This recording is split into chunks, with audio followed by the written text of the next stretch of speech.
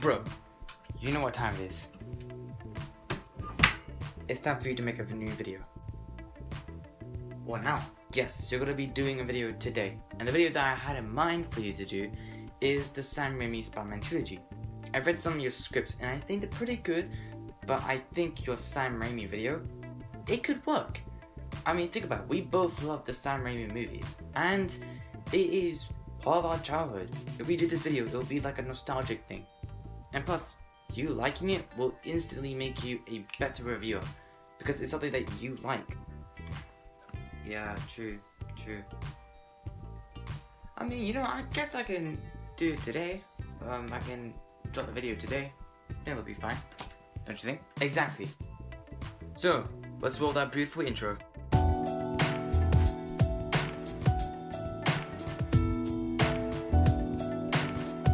What's up everyone, my name is CJ15 and welcome back to the channel. Today we're going to be talking about the amazing, the spectacular Sam Raimi's Spider-Man trilogy. And let's just put on that Danny Elfman score from Spider-Man.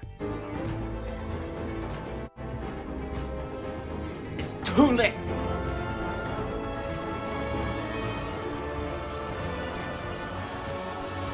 The first movie came out in 2002, so I was already born, so I basically grew up watching these movies. And before Spider-Man even came out, the superhero genre was kind of dying out. Everyone kept overlooking superhero movies. Blade at the time was really good, but didn't exceed anyone's expectations. Same with the X-Men movies. It did numbers, but it wasn't as huge as Spider-Man. Like, Spider-Man was one of the biggest movies at the time. And it really shows because it really pushed how we can go forward with superhero movies. So in the first Spider-Man movie that we get is the origin story.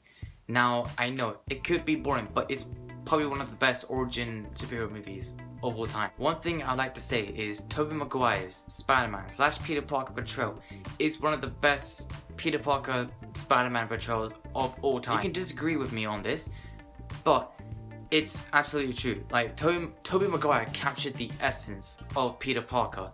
A loser who has pretty much no social life and cannot talk to the girl that he likes. So pretty much me. Hello, darkness, my old friend. Sam Raimi really wanted to make Peter Parker a three-dimensional character instead of like a one-dimensional character. Unlike another superhero movie I was watching last week, Captain Marvel. Oh, like I was saying, like even Sam Raimi said this himself. The strength of Spider-Man, for me, has always been the fact that he's a real person. He's one of us who's gone through elementary school, junior high school, and now high school. So he has absolutely our frame of reference on things.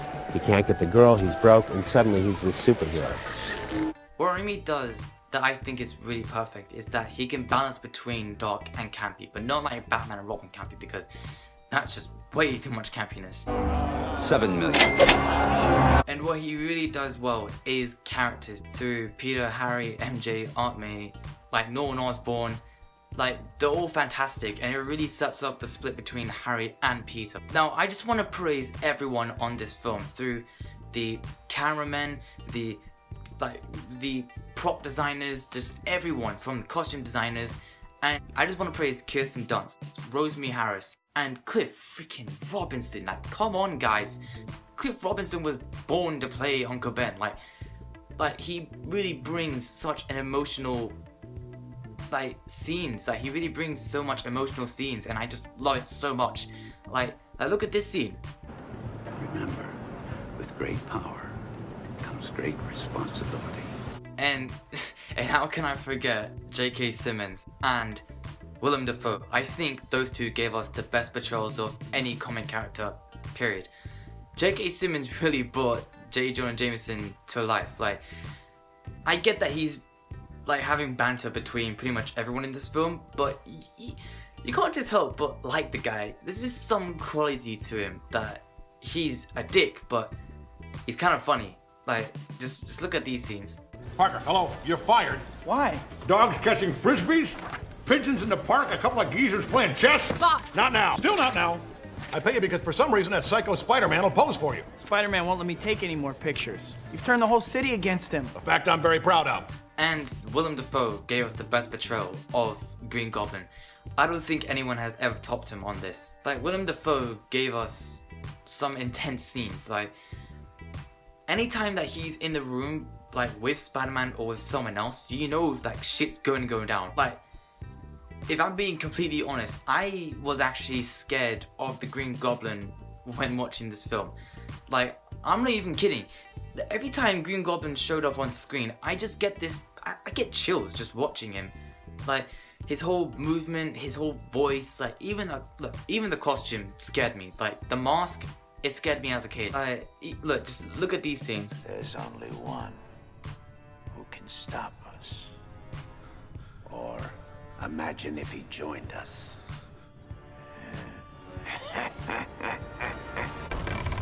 It's okay!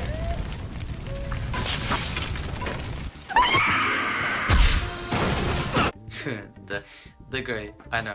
If you think that Sam Raimi can direct some emotional scenes, you ain't seen nothing yet, because my guy can direct some intense, brutal fights. Like, the fight between Green Goblin and Spider-Man in the last scene was just... it was just amazing. It was one of the best scenes in the entire trilogy.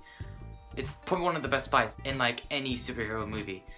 What I really liked is just how no CGI was involved and everything was like propped. Like the walls, like everything. It was just so amazing.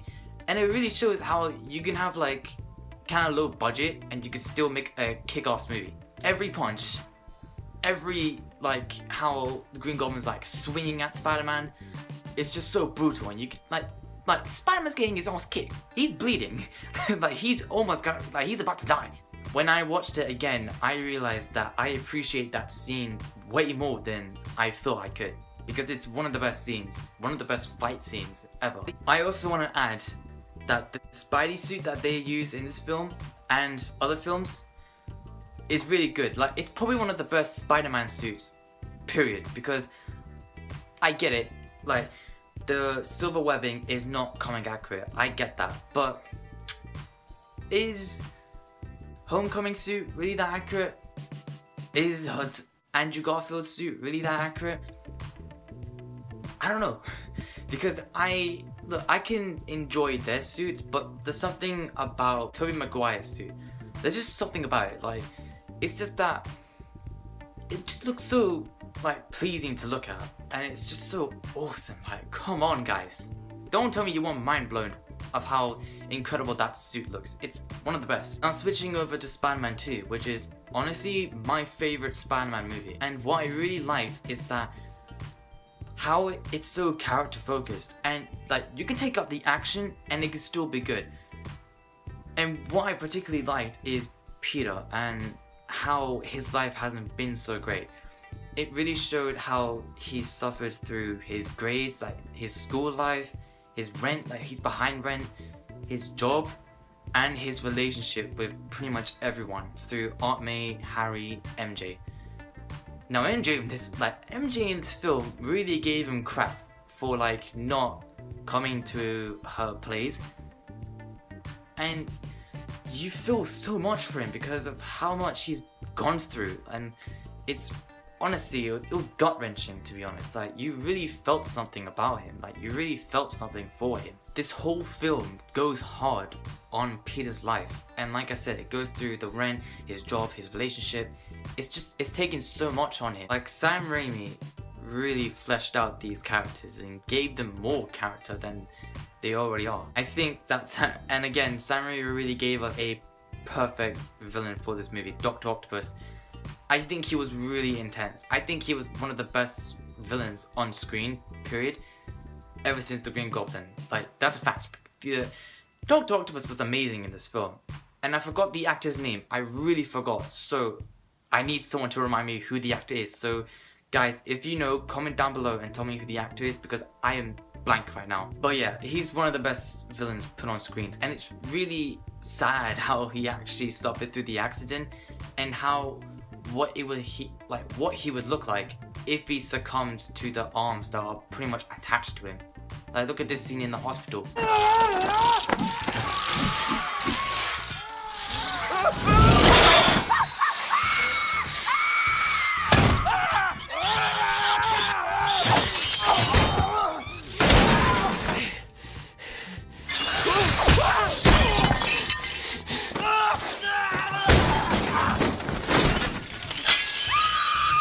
one of my favorite scenes from this movie. I don't even know why. It's raindrops keep falling on my head. Like, the scene where he's like walking and he falls down and he has this like little montage of him just living his life, and like when he bites the hot dog. It's one of my favorites. I don't even know why. It's just it's just silly, but it actually kind of works, guys. I don't even know why. It's just one of my favorite scenes. And just when he bit the hot dog, I was like laughing. Like I just laughed out. I just bursted out laughing. I don't even know why. It's just one of my favorite scenes. And that freeze frame. Oh my god.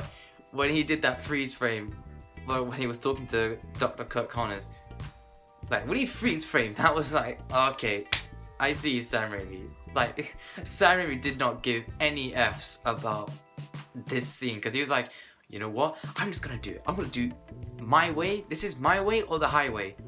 Okay, that was actually cringe. Sorry guys, sorry. And there's actually stakes in this film. Like the ending or like the middle. I think the middle, like it really gave some stakes because Peter gave up being Spider-Man, right? But then he got his powers back when MJ was taken. And then you have this intense fighting scene on the train. Like this scene really tops the scene with Peter, like with Spider-Man and Green Goblin fight. Like I really love this train scene because there's actual stakes. There's actual stakes here. No one can leave the train because it's moving so fast. Like everyone is on the train. They can't leave. So you really have this sense of, whoa, okay, so there's some danger here. They can actually die. And one of the greatest Spider-Man scenes ever, when Spider-Man was doing like this Christ thing, like when he was like holding onto the train with all his power, like dude, it was one of the best scenes in the film. And when they were like holding him like this, and like they were dragging, bro, that scene was earned. Like trust me, I don't care. That scene was earned. I think it really makes you tear. It makes you cry because out of everything, Peter, he's now praised for being Spider-Man. And the scene between Peter unmasked in front of MJ, that scene was such an uplifting scene because it's like this whole weight was like lifted off MJ. Like, oh my god, finally, you can finally just tell me that you're Spider-Man. I get this now. And it's like, finally, this guy can find peace now. Okay, we first talked about Spider-Man 1, we talked about Spider-Man 2, now it's time we talk about Spider-Man 3. I don't have the film. Oh, this is gonna be a fun one. Okay, look, you can say everything you want about Spider-Man 3, but I think it's okay. What did you just say, punk? It's pretty average. I mean, it didn't top Spider-Man 1 and 2. It didn't top those ones. I just think it's average. Now, what I did like about the film is that they introduced Sandman. I actually didn't enjoy him. But I thought they could have just made Harry the villain.